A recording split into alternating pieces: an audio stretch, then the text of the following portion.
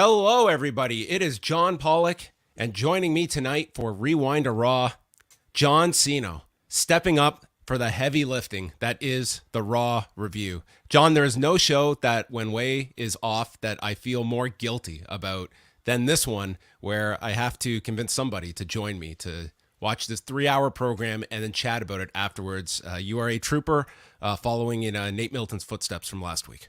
You know, when I was a young boy and I took a picture with a one John Pollock, I dreamed of one day hosting Rewind to Raw, and the cherry on top is we're getting not one wedding, but 2 weddings.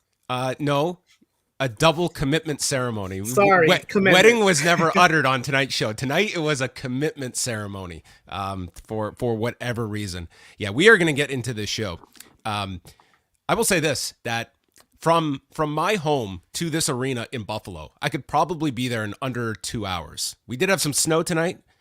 I could not fathom the idea of going any kind of a distance, and this is the show that you would have gotten. Like, Raw is one thing. This show is completely designed for the viewer at home and not the live going experience. You got, the first 2 hours of this show, this crowd was restless, and I have absolutely no blame on this audience that, their energy was down in certain segments. And then at the end of it all, you do get a lengthy wrestling match at the end with this count out finish at the end. And I just could not imagine, maybe you are going for different reasons than me, but if I was leaving this arena on Monday night, it would just be I will go to house shows. Maybe I'll go to a pay-per-view.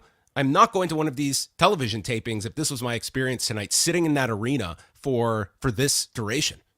Yeah, ever since they came back from having these empty arena shows, they've had Raws in my area, and I haven't gone to any. I'll do a SmackDown only because at least that's an hour shorter, and it's a reason to spend time with some of my friends. But I can't do that for 3 hours, especially for a Raw like this one. Yeah, this was a tough slog tonight that we will get into. But first up, for those that want to go check out the site on the schedule this week, on Tuesday night, we are going to be dropping a new edition of Rewind Away, going through Elite XC Primetime from May of 2008. So it is an MMA review this week, and Phil and Eric Marcotte will be joining me for that one. So that will be out for Post Wrestling Cafe members on Tuesday as well. Live Tuesday night at 10:15 Eastern, Braden and Davey are going to be reviewing NXT 2.0, which just added Santos Escobar in action against Carmelo Hayes on Tuesday night, and we're getting down to Davey's return back to Canada in the coming weeks. Yeah, and maybe we'll see an appearance from Katana Chance or Alba Fire or any of these other name generators that we've gotten recently. That's always the fun of NXT. You never know who you're going to see and what they may be identified as. So that's coming up on Tuesday, and then on Wednesday, it's the return of the Ting, as he will be back here in Toronto. You will get to hear him on the Post Daily News Show Wednesday at 1 Eastern, and then Wednesday night on Rewind a Dynamite. But the news show continues Tuesday. Karen Peterson will be on with me, so that's what's coming up the next couple of days. All of that up at postwrestling.com, as well as a Q&A we just put up with Guy Evans, the author of the Nitro book on the history of WCW. So if you want to check out a Q&A on the site, you can go grab that. But John, we have some news off the top, and this coming down tonight, courtesy of Fightful Select, reporting that Kushida is done with WWE, indicating that his contract was up, but not specifying if a new deal was offered or not. This one, to me, John, was one that was this guy had... This was not a great move for him career-wise. He came at a time when NXT was much different, had some injury setbacks, and once the 2.0 rebranding occurred, to me, the writing was on the wall. This guy had to get out of here, and this does not surprise me at all. I guess the question is not just your reaction, but also what is going to be the next step for one Kushida. Yeah, so this is one of those situations where he can go anywhere, as soon as possible. Is that the contract's up? Then there would be no compete. So yeah, in theory, unless there's something we're not aware of, he should be able to go wherever he wants immediately. So my first thought is Best of Super Juniors, right? That's the next big tournament for Japan. So I can see him going there. I can see him possibly doing some stuff with Strong, maybe as soon as the show in DC next month. And then obviously AEW, if he just shows up as somebody in the Owens tournament.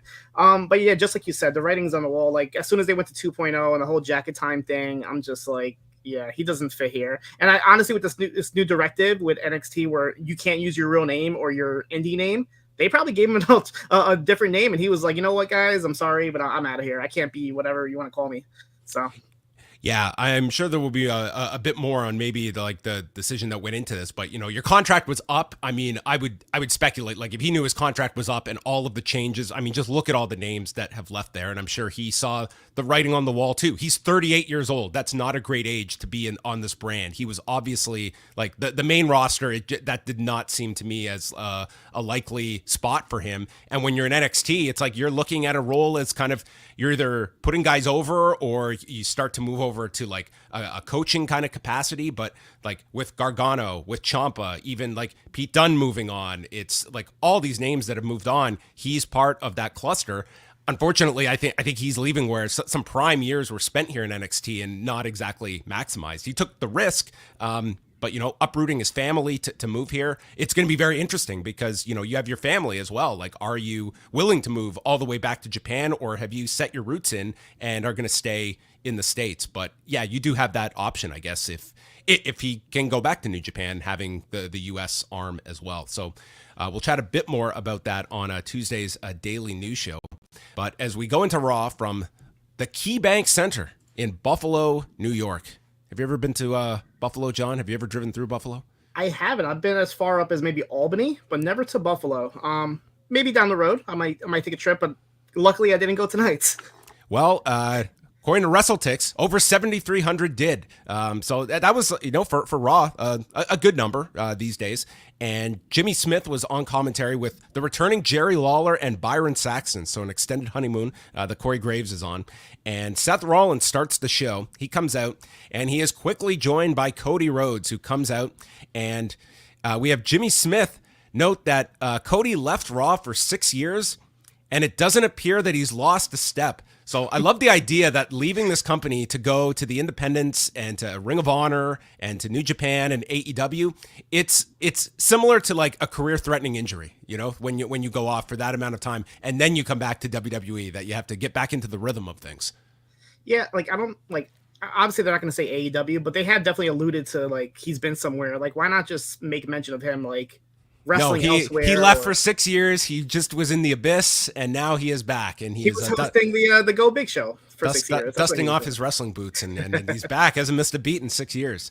So Cody says that this feels familiar, being in this ring with Seth Rollins in this city, calling Buffalo Rhodes country. And what he was alluding to that I think maybe could have been spelled out a bit by Cody or the announcers was that this is where the Battleground event was in October of 2013 with a pretty well-remembered match at that time. It was, as my memory recalls, this was a god-awful pay-per-view that was saved by this match with Cody and Dustin against Seth and Reigns, where they ended up winning to be reinstated and saving their father's job.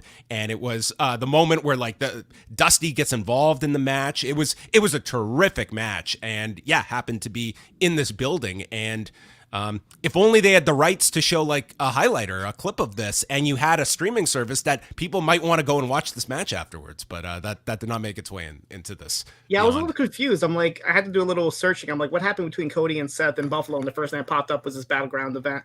But yeah, they could have definitely like said a little bit more, showed a little bit more, because I'm sure I wasn't the only one confused. Well, yeah, it was nonetheless, this was mentioned in passing. And then Cody stops Rollins constantly by gesturing to the crowd and getting them to react. And Rollins says, it doesn't matter what work you did outside of the company. I made you a star in one night at WrestleMania. That's bigger than anything you did. And I had the unfair advantage at WrestleMania. I could not prepare. And right as he's saying this, some dude facing the hard camera in the crowd just starts standing up and crotch chopping. Just, perfect timing on this guy's part as everyone's sitting listening to this promo. And he calls Cody the flavor of the month, but you are not the future. Rollins talks the talk, walks the walk better, and it's an admirable goal to try and win the title. Your father never did, but I've already been to the top of the mountain. Cody corrects him, saying, you've been to the top of the mountain 4 times. And I did have a management position where I was, so I learned all about mediation. So how about we have a neutral third party get involved here? And he pulls the crowd asking who is better. This was like just such a lame utilization of I was a manager, so I know all about mediation. This was the most like WWE segment that Cody has been involved in since coming back. Just like your standard, you talk, I talk, and this whole run around. And then Rollins suggests that they turn the tables tonight where Cody will face a mystery opponent of Rollins' choosing in the main event. Cody agrees to this, and that is what that would be our main event of the show. But how did you think this came off? Obviously, Cody is going to be the heavy focus of these Raw episodes. How did you like this segment? Yeah, it was very similar to last week's, right? I mean, they kind of did the same thing with the talking segment in the ring. It was okay. I was a little distracted by Seth's like suit. Kind of looked like a jumpsuit. I don't know what he was really wearing this week. That kind of distracted me. But the whole management thing was weird. Like, imagine you don't watch AEW, you just watch WWE, and you're thinking like, was Seth like a manager somewhere for the last 6 years? Like, you'd be so totally confused at what they were even like alluding to here. But the segment was what it was. You know, just to set up the main event. But I didn't think anything special of it. It was kind of just like another talking segment with nothing really new or anything to really take out of it. Well, it was actually a funny point that Cody brought up about, can we just get to the point? Because this was like your typical like 10, 12-minute opening segment to pretty much set up a match for the end of the show. Sasha Banks and Naomi defended the women's tag titles against Liv Morgan and Rhea Ripley. This was the match that was delayed by a week after Ripley was unavailable last Monday. And Banks and Naomi used a double eat the feet and then are kicking away at Liv Morgan. Ripley then catches Sasha off of the apron and uses her as a weapon on Naomi and delivers a riptide to Banks onto the barricade, setting up the commercial. Then we come back and Ripley and Liv are in control, and Ripley lifts up Naomi on her shoulders and they put their back towards Liv, who is supposed to come off the turnbuckle. It looked like to deliver like a face buster or something. They totally mistimed this. So Ripley drops her and then Liv jumps, and even Jimmy Smith had to note that the timing was not exactly a spot on with that one. There's a blind tag to Ripley. This leads to a powerbomb by Liv and then a riptide on Naomi. But Sasha is able to thwart Liv with a backstabber that was also badly timed here, where it really did not connect. And it was a key spot because that had to take Liv out of this. And she makes the save on her partner Naomi right at the last second after the riptide. And so Liv just rolls to the floor and doesn't come back. And we get the rolling codebreaker combo by Banks and Naomi, followed by Naomi with her version of the Bubba Bomb, and then a jackknife cover as Sasha pins Rhea Ripley. I thought there were some really like mistimed spots here, mainly from Liv. So it was hard to overlook that in this match. The ending sequence was nice that the three of them had, and I do like Ripley kind of in this new role and much more aggressive, but this match certainly had problems. Yeah, the first thing I got to say is I was a little distracted when Sasha came out because she has these grills in her mouth now. I'm like, what's that shining out of her mouth? And I went on her Instagram page and she actually has grills that says like boss time on it. So I was like, okay, that's an interesting look for Sasha. But I had the same note with you about the sloppiness, especially when they're on the outside. There's a lot of like just badly timed moves. But I did like the ending sequence as well. That was really cool how they did that. And, it wasn't a surprise win or anything like that. But obviously what happened after the match was what we were here for. But the match was okay for what it was. How are you liking Banks and Naomi in this role as the champions? I think it's the ongoing issue of this division is just having challengers for them. I like the team, but it's kind of just trying to flesh out this division with some teams, and you have one less one after this one. Yeah, it's a little weird. I feel like Sasha's just doing what Naomi does, if that makes any sense. Like she's kind of like changing her gimmick a little bit to kind of fit with the whole Naomi glow thing. So she kind of feels like the silent partner in this tag team. So I don't know. I feel like they need a little bit more like evolution, like maybe like some sort of like unified look or something between them two. And they obviously need competitors because they just lost a tag team to fight against. So that's going to be an issue. We just lost half the division here because Ripley was so upset with Liv. And as she goes to walk away, she's admonishing her, "Where were you?" And she had a great point because Liv, I mean, just if you watch this replay, like she kind of just like rolls out of there. It was very clunky. And then she beats the hell out of Liv as Liv goes to leave and hits a big riptide. Jimmy Smith says that we did not see that one coming. Well, maybe you didn't, Jimmy. But yeah, I think this overall a positive for Rhea Ripley to get her into a heel role. You've got a babyface champion, and I really don't see the Liv Morgan feud. Maybe that's a backlash match, but it's also one that probably will get like 3 times on television before they're ready to move on with Ripley to something bigger. Yeah, unfortunately, I just see Liv maybe being paired off with some other woman, just form a different tag team. That's the only thing I can really see for her. I can't see her. Like they tried with her with the whole like solo push and go for the title, but I can't see them going back with Liv for that. Yes. So it turns out that They lived for brutality for about a month. Backstage, Ripley is interviewed by Sarah Schreiber and is asked why she did what she did. And Ripley said, no one is entitled to an explanation. So that's it. I mean, it was pretty clear, wasn't it? Very clear. Clear. Yeah. Sonya Deville comes out and she says that she was forced into this position as an authority figure and she had to find her way back to becoming a WWE superstar. And she saw her opportunity after Bianca Belair won the title at WrestleMania. States that Belair is, in fact, the best in WWE, and that's who she wants to win the title from. This was a certain... is it just me, or have the what chants really escalated over? And maybe that's a byproduct of like Austin being so ingrained over the last little bit, but it just seems they are amplified now with these crowds. And I did not even fault this crowd. Usually I hate these what chants, but this was a crowd that they, not to say this segment deserved it, but there were others that did. Yeah, it's definitely happening a lot. And like you said, it's definitely because Austin came back, I would think. But they seem to be handling it well. Like you see who can handle it well and who doesn't. I think she was okay with it. She didn't you have really to be stumble equipped too much. for it, essentially, when you were out there, because this is going to happen. Belair comes out to interrupt, and Deville notes that she's an official right now, and Bianca is subject to any repercussions if she touches her. And the crowd chants, "Do it!" And Belair wants the match tonight, but Deville says not in this rusted out suburb of New York City. Instead, we are going to do the match next week in your hometown of Knoxville, Tennessee. There, you'll have your family around you since you're used to losing the title so quickly.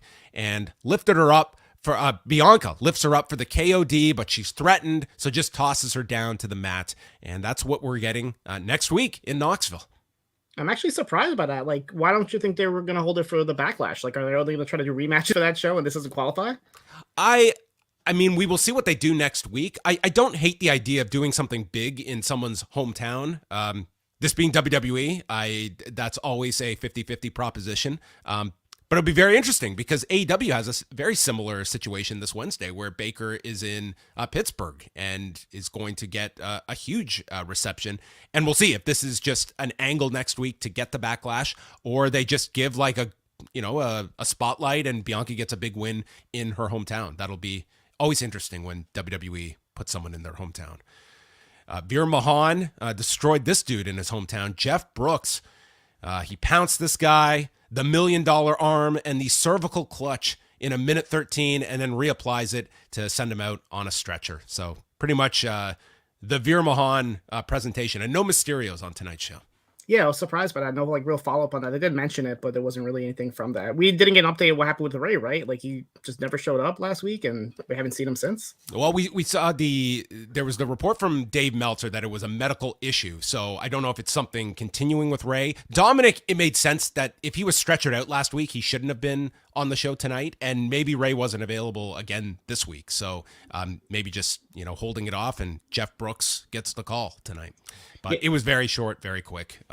Are you where are you at on Veer Mahan so far after a couple weeks? Well, I was following his crazy run on main events for like 2-3 months. Everybody's like, where's Veer? Where's Veer? And I'm like, I've been seeing Veer every week on main events. And it was a weird experiment with him because like some weeks he was like playing a babyface, and then some weeks he was playing a heel. So they were definitely like toying with Veer on like the main event show. But he's been okay. He's just doing the same stuff he's always been doing. And like I think you guys mentioned it last week with Nate. Like I don't understand why they just don't use this guy. Like he could be a ultra babyface if they use his actual story that they made a movie out of, but they want to do this with Veer, so who knows? They may get there at some point. We'll see. We'll see how the Veer project works. They're doing the right thing with him, just mauling through guys at this point. So the jury is out. It'll be once he has to have a significant match with someone, and that may be Ray, where you have to do a bit of a longer match and see how he fares. Sonya Deville complains to Adam Pearce about Belair putting her hands on her, and Pearce notes that there's an investigation by the higher-ups regarding her conduct and says that Bianca Belair is being fined for her actions. So Bianca walks in and pays her fine of $1. And Deville is outraged, and Pearce says he did it by the book. So very clever here. Yeah. I don't I didn't understand the point of this. Like, what's going on with Adam Pearce? Like, is he like trying to like babyface himself here with Bianca? I guess so. That was where we came off here. I'm sorry. I'm looking at this next segment that we have to get into, and this is where the show certainly, I would say it took a turn, but it's not like this was on some upward momentum before it either. So it is time for the Kevin Owens show. We might have gone from the greatest Kevin Owens show to the worst one. He is out here, and he has Chad Gable seated at this desk for the lie detector test. And Owens explains that he despises liars and introduces Gable, noting he has a 2.0 grade point average and is instantly corrected. It's a 4.0 GPA that the man has. Gable was, listen, Owens and Gable, like, I thought they were clearly the life of this segment, but not enough to overcome some of they pretty much had nothing to work with. That's the thing with this Ezekiel character. There's so little to work with. So out comes Ezekiel, and he says, instead of who wants to walk with Elias, it's who wants to hear Zeke speak. And he is hooked up to a lie detector. And Owens is explaining, this is state of the art. This is a computer, explaining the grand method that they have gone to, the lengths that they have gone to procure this. And they've got like the needle running on the screen. And he has asked questions such as, is the sky blue? Is it Monday? Gable then goes off asking if Gable Stevenson is a spoiled brat that messed with the wrong guy at WrestleMania. And Owens has to calm down Gable, noting you are being paid 150 Canadian dollars for this. And we just go through, is your real name Ezekiel? Yes. And it shows it's the truth. Then they ask, is Elias your older brother? Yes. That turns out to be true. Owens asks if Elias is his real name, and he says no. And Owens is so angry, he fires Chad Gable from his duties here. And Elias calls Owens the biggest liar in WWE. And he is here excited to have his first match in WWE, while Owens insults Buffalo, calling it Canada's landfill, and says that he'll tell Owens or else. And it leads to Owens just walking out and backing down from a fight here, and Gable attacks Ezekiel from behind. I tried my best to recap this. This was like, there was just nothing here for me. I'm sorry. This was a lot worse. And like when I saw Chad Gable, I was like, okay, maybe this can be okay, but it really wasn't. What I got out of this, I like the 2.0 like shout out from Owens, a little way to kind of shout out Cool Ange and Daddy Magic over there. Oh, you know what? I didn't even put that together. That is very funny. When they showed the lie detector test, it looked like when you're recording on Audacity and like somebody was just like shouting into the microphone and it just like would spike up. That's what it looked like to me. It was like the worst lie detector test. Well, this was a very distorted segment. When Kevin Owens is in a talking segment and it doesn't hit, I think that tells you something. This was a far cry from Vince McMahon and Mr. America, which was a very entertaining segment many, many years ago.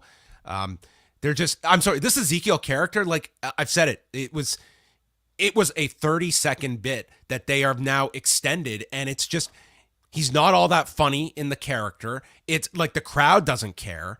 And this segment, it had no payoff to it either. It's like, okay, he beat the lie detector test. I don't care. I do not care. And I didn't think that anyone in this Key Bank Center cared either.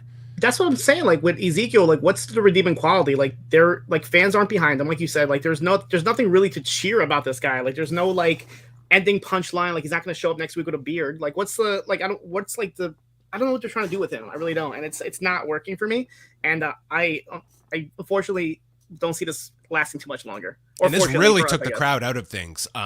And this next match, I mean, we got Ezekiel and Chad Gable. Dude, this crowd was dead for this. It only went 3.5 minutes, but this was just so dull. And I mean, the downside of like this Ezekiel character is like the actual in-ring stuff. Like the Elias character was what people got into, and it was not the wrestling. And that's what we got here. Gable worked on the knee for quite some time, skins the cat, and then Ezekiel with strikes, but no one's into the comeback. Exploder by Gable, and then he goes for the moonsault off the top, landing on the foot of Ezekiel, and is hit with a spine buster, and he yells, "Speak with Zeke," as he goes to apply his submission onto Gable's leg when Otis runs in for the DQ at 3:33. This sucked. Yeah, I feel like it's only gonna get worse. I can see like some hokey backstage segment where like Ezekiel leaves and he comes back in with a fake beard saying, "Oh, I'm Elias." Like I could see it just getting a lot worse than this, honestly. Man, this character, it's just, I mean, it was like it just greatly needs some creativity attached to it, because I don't see this thing lasting many more weeks. RK Bro and the Street Profits. We had Lawler noting that Byron was hanging out with the Street Profits on Easter because they both are into the same kind of music, hip hop. Wow, I'm pretty sure he said the same joke when Men on a Mission was wrestling in 1993.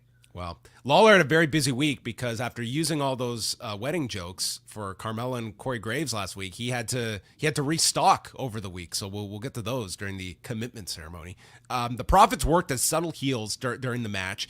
Ford got to the top and was caught with like a one-man Spanish fly by Riddle, and they go to the break. Hot tag to Orton, and they both hit RK Bros onto Ford and Dawkins. And Riddle gets the tag, is setting up for the RKO when Ford is on the apron and he starts waving with his arm, and the Usos music plays, but no one comes out, and the Profits jump RK Bro and hit Riddle with a blockbuster off of Dawkins' shoulders as Ford pins him. And then we get a promo from the Profits asking who could have cued their music at that inopportune time. And RK Bro needs to worry about the Street Profits and not have their mind on the Usos. And we cut back and Riddle just yells out, "Bullshit!" And I like this direction with the Street Profits. It's I think a welcome change for them, and it's a new role to play. It's heels for RK Bro. So yeah, I guess we will see what they do with the tag titles at Backlash, but at least getting the Street Profits into different roles. Yeah, I mean, it was a good match, but how many times can these two teams have a good match? But like this kind of throws a wrench in it where you get a little bit of a heel turn. And I don't know if it's like just recently, but like Montez is really like putting on some size, like in a good way. I was like, I saw him when he's cutting the promo. I'm like, he's getting really big. So I could definitely see him like, breaking out to be like a solo heel down the road. But I was really impressed with the whole direction of them and turning heels. I think they definitely need it. They've been doing this same shtick for so long now. Then we went into Edge and Damian Priest have remodeled Aleister Black's vacant room in the WWE backstage area. They've added a throne and the scales of justice and cut the lights. And Edge explains that last week with Damian Priest and AJ Styles, those were mind games when the lights went out and we got no finish. And this part of Edge was always there.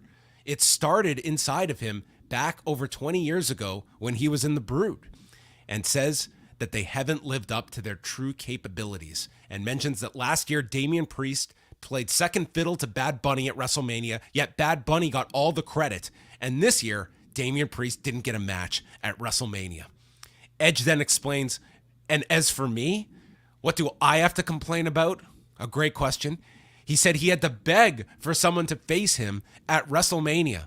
And unlike the Bills and Sabres, I actually win championships. So this did get, I mean, it was cheap, but at least it showed that this audience was listening. So he fought and fought to come back after 9 years away. And it took 2 years for the fans to start complaining about whether I'm here too much, whether I'm here too little. They called me a part-timer. These jaded lemmings with an attention span of a TikTok video. And I don't care what you think anymore. And he needs to take back what he never lost, referring to the title, I guess. And AJ is the only one with the guts to stand across from them, and he is challenging AJ to a rematch at WrestleMania Backlash. So this was one of my complaints when they kind of launched this Edge character, and Priest to an extent as well is kind of giving some kind of justification for such a radical turn. So they did try to do this. I still can't say I'm really sold on Edge in this role. I think for Damian Priest, anything is an improvement from where he was kind of just flailing away. So I think that this association helps. But where are you at on the Edge character now that we've had about a month since this change?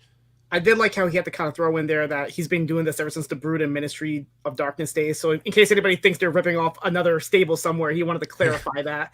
And then he kept mentioning things like the Verdict, Judgment Day, Scales of Justice. And I thought back, there was a trademark a couple weeks ago for Grand Jury, and nobody really knew what that was. Maybe this could be the name of their stable, the Grand Jury. They were really hitting it over with, I mean, not just the visual of the Scales of Justice, but constant with Judgment Day. That would make sense. That would be the name you attach to this, because they were really hitting that heavy.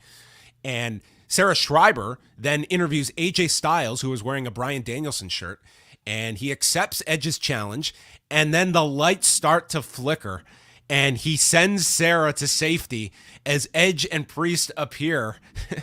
I thought the lights going out and Satnam Singh appearing last Wednesday was like going to be the flat line, but the flickering lights, and then Edge and Damian Priest are in the locker room here, and then they beat the hell out of AJ and rammed his shoulder in the locker area.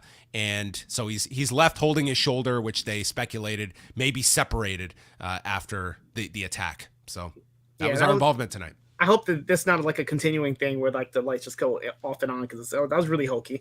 They're definitely missing something with this group, and I'm gonna assume Rhea is gonna join them based on like what she did earlier in the night. They're definitely missing like something else. Like just these two alone doesn't really click for me. But if they grow to be like a 3 or 4 person stable and do like multiple things at the same time, it could work. Finn Balor versus Theory. Just Theory for the United States Championship. And Jimmy Smith had to bite his tongue because when he walked out, he said, Austin. And then he just cut himself off. He caught himself. So he comes out. It's just Theory now. And the match begins. And Theory hits a neck breaker off the apron. And this would set up Balor and selling his neck. And he did a very good job, I thought, selling throughout this match. Balor was very good in this. And Theory's in control. Crowd was not into this that much, but then Balor made his comeback and somewhat awakened them. We saw a DDT from Balor, and then Theory goes back to the neck, snapping it on the top rope. He rolls into a sit-out powerbomb. Balor only gets a 2. And then after the sling blade and shotgun dropkick, the coup de grace gets stopped, and then Theory leaps into a split-legged one-man Spanish fly for a 2 count. Balor stops the ATL and hits a tope con hero and is holding his neck, misses with the coup de grace, and after missing, the double stomp onto the mat ends up impacting his neck injury, which was interesting, and then lets him, he is prone and hit with the ATL, and Theory pins Balor to win the United States Championship. And then the all-star lineup comes out. This was just right out of Bret Hart at WrestleMania 10. We had the remaining parts of the Hurt Business, Alpha Academy, Cruz, Aziz, and T-Bar. T-Bar was back, and they hoist him up. I mean, this was comical of the characters that they brought out for this championship celebration. But then after, Vince McMahon's music hits, and he comes out, and Theory goes up to the stage and takes a selfie with Vince and the title. And I will say this, I would rather the title be on a guy that you are honestly like pushing and being behind, and they're clearly doing that with Theory. And they did try to make this, not so much with like the 24/7 guys, but at least with Vince coming out, making this title switch feel important, that Theory has won his first championship and they're trying to do something with this performer and with this title.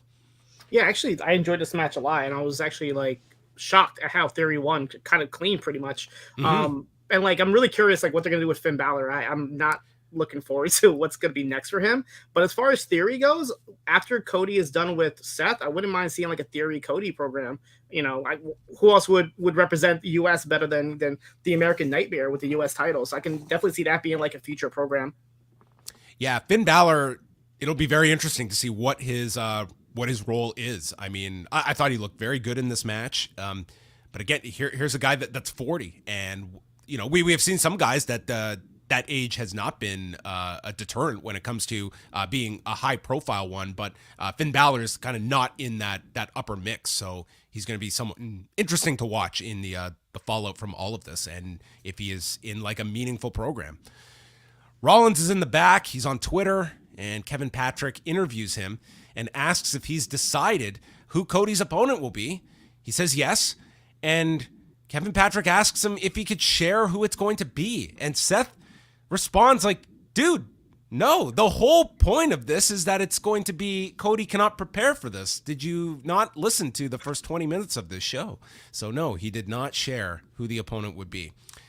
Before our main event, Really quick before I forget, I found it funny when he was going through Twitter, he was asking like, who is the Weeknd? Because I don't know if you saw, there's a picture of the Weeknd wearing like the same gear that Seth used to wear as part of the Shield. So he was like, who's the Weeknd? I did see that photo today. Oh, that is funny. But it's funny he was asking who the Weeknd is when the Weeknd's been having every theme song for the past like 5 years, I feel like, and he doesn't know who the Weeknd is. Okay. Yeah, I mean maybe a fourth WrestleMania in a row will be the charm. Yeah, that is funny that he had like the old Shield gear on. Yep. So double commitment ceremony time. R-Truth is the officiant for this. I will say this. I thought R-Truth was very funny throughout this. I mean, someone lesser in that role, this would have been an all-time like terrible segment, but R-Truth was very funny and dealing with a crowd too that had no interest in this, and I cannot blame them. This was very long. He brings out Reggie and Tozawa and notes that the 24/7 title, it's off limits for this ceremony. And then Tamina and Dana Brooke come out in their wedding gowns. Lawler's got all the lines here. He says that he was once married by a judge, but should have asked for a jury. And then says that there are weddings are like a 3-ring circus. There's the engagement ring, the wedding ring, and then the suffer ring. He's definitely used that before. I feel like I've been hearing that since like the 90s. The greatest hits here. So the audience starts whatting, and R-Truth is, don't what me. He is corrected on Dana Brooks and calls her Dana Brooke. And the crowd is totally distracted here, and they're just chanting over Dana's vows. She eventually gets them out. Then Reggie goes next. They're really battling the crowd here, who are they're entertaining themselves, and why not? Truth is trying to control them. And then we get over to Tamina, who just refers to Dana's vows and says, what she said. Akira says, Tamina, same. And R-Truth asks if there are any objections. I had many objections to this segment. Tamina objects and swaps Tozawa for Reggie. Then Tamina swaps herself with Tozawa, so she is with Dana, and we have the tease that they are going to get married. But then everyone goes back to their original spots, and they boo. And R-Truth says, with the power in my vest, which was funny, he pronounces them committed, because for whatever reason, we were not saying married in any of this, for whatever reason. And they put their commitment rings on, and then everyone kisses. Reggie is making out with Dana and lands on top of her, and the referee counts 3, and Reggie pins her for the 24/7 title. Then Tamina pins Reggie. Tozawa goes under her wedding dress and rolls her up to win. Dana comes off the top in the wedding dress to pin Tozawa and leaves on the back of R-Truth with the title to end the double commitment ceremony, John. And this was where I nearly messaged you to apologize. I'll start with the positives. This was definitely better than the lie detector test from earlier, so that had it going for it. That is true. I thought R-Truth was very entertaining in this. R-Truth was very funny during this segment. He was the life of this. Yeah, if R-Truth wasn't there would be no way they can like win the crowd back. Well, I wouldn't say they won the crowd back, but at least he was able to like control it in a way. I was shocked this was actually in the ring and it wasn't going to be like a backstage film segment, kind of like they did with the Drake Maverick wedding with the 24/7 segment. So I was actually shocked that they decided to do it in the ring. I did like how the Tamina's bridesmaids was her former teammates with Naomi and Sasha. Yeah, Sasha and Naomi were out here as well. They never made any reference to Team Bad, but there was like random people in the ring, like Los Lotharios were there with some of the former Kiss Cam girls were there as well. Like I'm just like, what is going on here? Nikki Ash was there. Yeah. It was it was a wedding segment. What can you say? Not one of the more well remembered ones, but there you go. Dana Brooke is still the 24/7 champion at the end of it. Yeah. Sarah Schreiber interviews Bobby Lashley, and they play a message from MVP and Omos, where MVP says he's moved on to bigger and better things, and Omos is better than Lashley ever was. Not quite sure about that.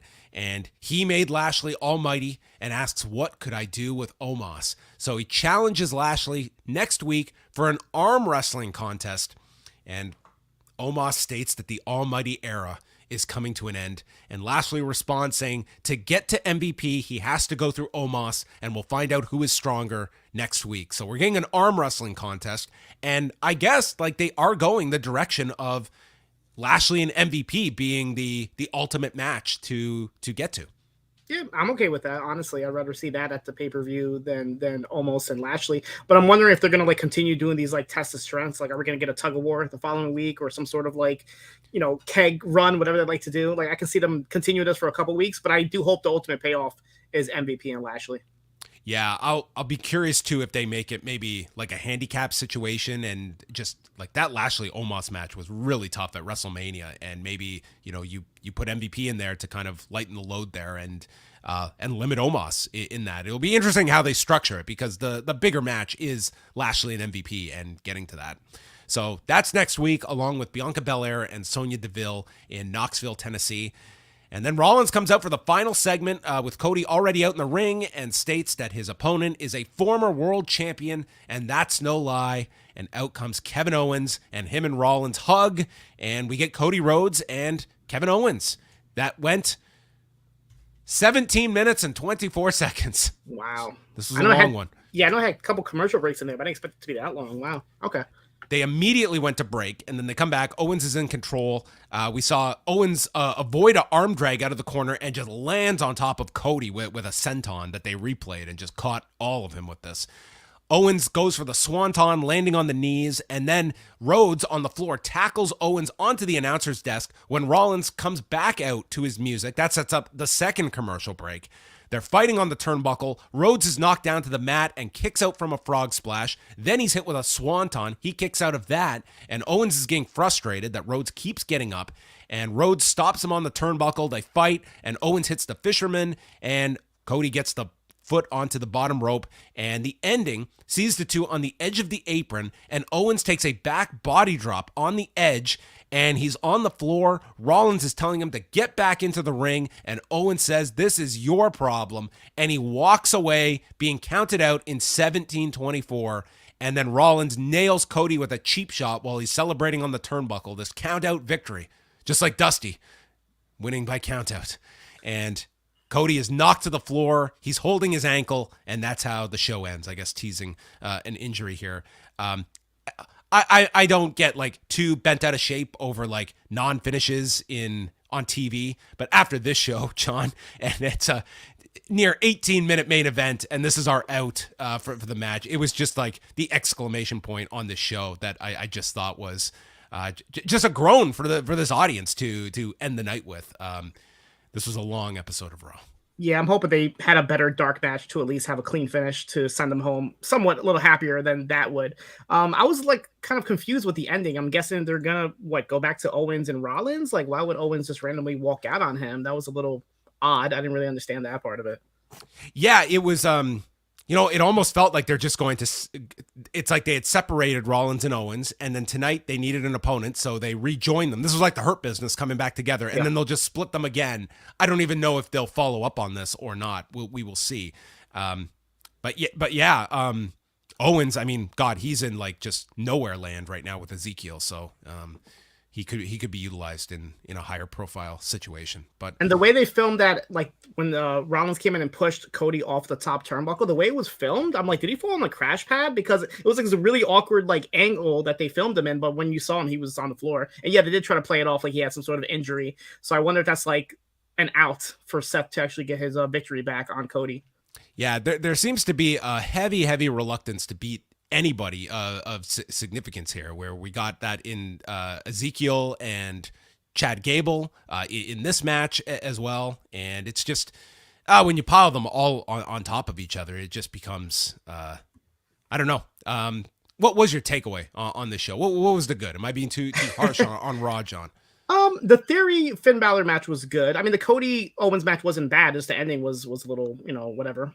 It was raw. Like it was a nice television match. Like for the time they had, it was really the only match that got any real significant time. That and the women's tag title match, and that was not a good match. Yeah, from storyline, I mean, obviously you have the Rhea turn, you have this slow Street Profits turn, it looks like that's coming. Mm-hmm. But yeah, I think my highlight was probably Theory winning the title and the whole, like, what do you do next with him? Like, obviously Vince is promoting this guy, so they're going to want to push him further than what they are now. So I really feel like they're going to go with Cody and Theory. That's going to be like the next program, I feel like, after Backlash. And So in the case of Cody, like, do you like Cody? To me, like, he is the top babyface on Raw, and that's certainly a direction. I guess you're looking at where how long you keep these titles unified, and then it's finding creative ways to move Raw along. Like, I'm sure we will get some appearances from Reigns on Raw, but this is largely like the crew you have to work with, and you have to, in the absence of a title, I think you have to have some really dynamic stories to carry it through, and there's going to be an added focus on, storylines right now for Raw that are compelling. And there is some stuff that they're working with, but I think the show is going to have to hit a lot more when you don't have a championship to work around, and keeping Cody away from that title too, when that's such a big focus of his comeback. Do you remember when, I think it was Cena, when he was like the US champion, and I feel like he was the only champion on the brand at that point, and they really elevated the title? I feel like they're going to do that with Cody with the US title as well. A lot of the promotion that I saw this weekend was like promoting Cody as the face of Raw and Roman as the face of SmackDown, and I don't see them taking the title off, or any of these titles off of Roman anytime soon. So I feel like they're going to have to put the US title. I mean, yeah, it doesn't really mean anything to us, but maybe having Cody like talk about it or do something to kind of elevate the title for the time being until he can get the bigger one. Yeah, I mean, if in a perfect world you do this title unification, and you would think that, okay, we're mapping out WrestleMania, we're going to do this unification, and we're 6 months out, let's really make these Intercontinental and US titles really strong titles. But here we are, and I will say this, some people might be upset that they're taking it off Finn Balor. They were not getting behind Finn Balor. This guy was not even booked at WrestleMania. Let's put it on someone that we are pushing in theory, that in theory should elevate this title. And we'll see. And maybe that's going to be something for Cody coming out of this. Or if they view this title that it's only a secondary title and Cody is above it, that's a very reasonable outcome as well. But that was Raw. A show I will never think about again. But John, I want to thank you for being such a great companion to come on here and chat about Raw. You are going to be back later this week, and let people know what's coming up on Shot in the Dark this week. What have you been watching over the weekend? What can we look forward to on Wednesday? Yeah, so from the shows that I watched so far, we had the televised debut of the former Roxy, who's now going by Roxanne Perez. She had her first match on NXT Level Up. We had this interesting segment on NXT UK where Isla Dawn spit black mist into the face of the UK Women's Champion, Meiko Satomura. So yeah, we have another black mist segment. I'm not sure she's going to come back next week with an eye patch or what, but stay tuned for that storyline. And whatever else happened. I didn't get a chance to watch AEW Dark yet, but I know that Jeff Hardy, the Hardy Boys, were on this week. That's right. So I should be looking forward to that. And Tony Storm is on Dark tomorrow night as well. So John has it all covered, as always. A can't-missed edition of Shot in the Dark coming up this Wednesday. So check that out on the Up Next feed, and all of his great reports that you can find up on the site at postwrestling.com. He is the one, not only do I have him watch Raw with me on this Monday night, but he's got to do the Dynamite report. That's got to be the hardest report every single Wednesday night, and the man does it flawlessly. Yeah, it's tough. It's gotten better recently, but it's still pretty tough. Yeah, I could take everyone. We have literally come up with a method now to utilize Google Docs, and it's made it a lot easier for me. So anyway, you do a great job with those, John. I will be back on Tuesday, 1 Eastern, with Karen Peterson for the Post Daily News Show. We'll be chatting about Kushida, the Raw, not the Raw numbers, but the SmackDown numbers, as well as Rampage from Friday night outside of its time slot. And I think we might have a Battle of the Belts number by Tuesday as well. Did you enjoy Battle of the Belts, John?